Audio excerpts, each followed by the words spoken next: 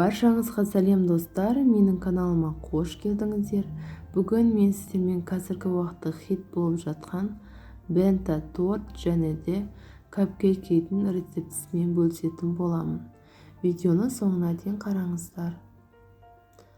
Құрамына керекті заттар: қант, сүт, сұйық май, ұн, какао, разрыхитель және де 2 дана жұмыртқа қажет болады. Және бізде ыстық су қажет. 2 дана жұмыртқамызды және де қантымызды қосып, миксердің көмегімен аппақ болып көпіргенше араластырып аламыз. Жұмыртқа міндетті түрде бөлме температурасында болу қажет. Сүтімізде бәрі бөлме температурасында болу қажет. Оның үстіне сұйық майымызды құямыз. Және де сүтімізді құйып, миксердің 1 деген жылдамдығында араластырып аламыз.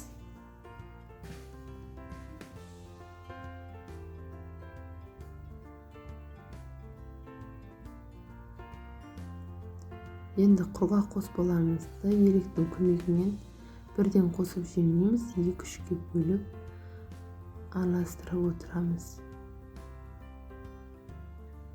Оның үстіне ыстық суымызды құйып, тағы да араластырып аламыз.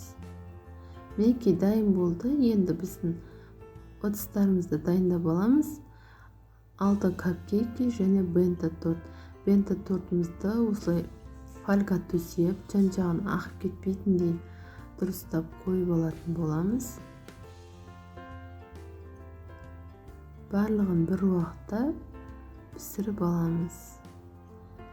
Капкейкімізді 40 граммнан өлшеп аламыз. Немесе сыртына ағып кетуі мүмкін. Сондықтан бәрі бірдей болып шығу үшін таразының көмегімен 40 граммнан өлшеп шығамыз.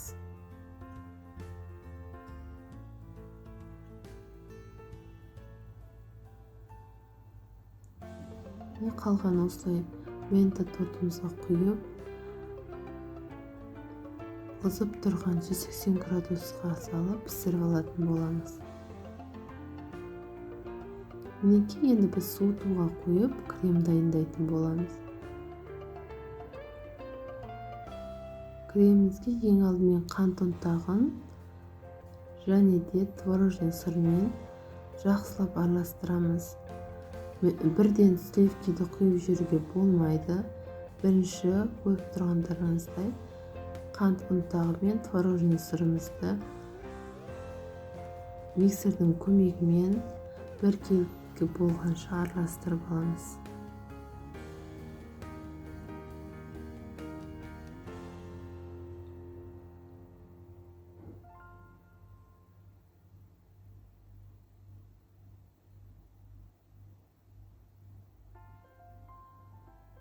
Достар, осындай қою масса шығу керек.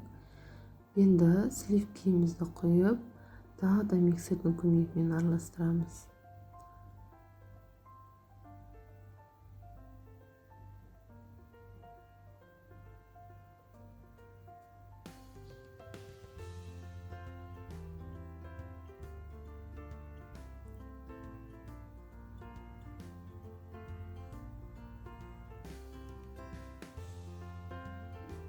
Міне достар, осындай қою масса шығу қажет. Енді осының үстіне бізге шоколадты крем қажет болғандықтан біз какао қосамыз. Какаоны да қосып, жақсылап араластырып аламыз. Міне шоколадты креміміз дайын болды. Енді капкейкімізді сәндейтін бізде насадкамызды кондитерлік пакетикке салып, ұшын қырқып дайындап алып, оның ішіне кремімізді саламыз.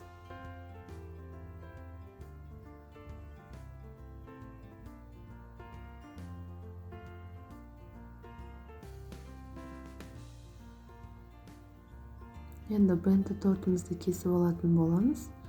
бента тортты кесіп алу үшін бізге 10 немесе 12 диаметрлік форма қажет болады. Менде 12. Менің тапам кішкентай болғаннан кейін менде 2 шықты. Егер тапаларыңыз үлкен болса, сіздерде 3 қылып жасасаңыздар да болады. Бента торт негізі 2 және 3 қуырыштан тұрады. Егер 3 жасасаңыздар, 10 диаметрлікпен жасай берсеңіздер болады.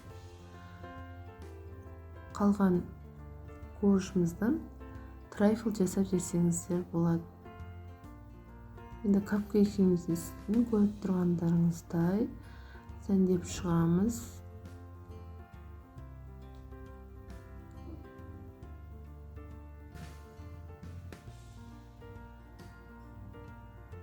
Мінекей осылай кремдерімізді құйып алдық.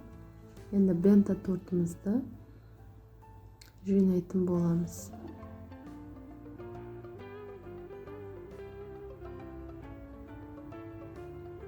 Мендегі рецептің бәрін описанияның астына жазып қойдым. Сіздер де міндетті түрде жасап көріңіздер. Отбасыларыңызда туған күн мерекелерінде жасасаңыздар, балаларыңыз қуанып қалады деген сенімдемін. Сіздерге ұнайды деген 100% сенімім бар.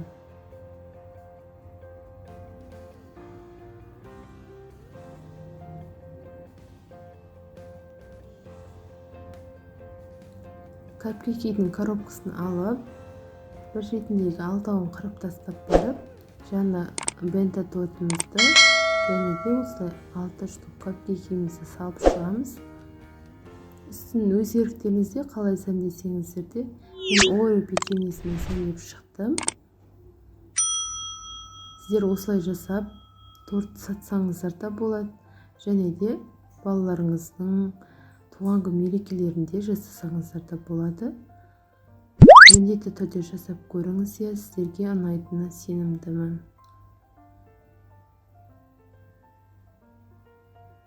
Міне достар, осылай болып шығады. Енді мен сіздер арасын кесіп көрсетейін. Міне өте биік әрі жұмсақ болып шығады. Егер сіздерге видео ұнаса, менің каналыма тіркеліп кетуді ұмытпаңыздар. Астарыңыз дәмді болсын.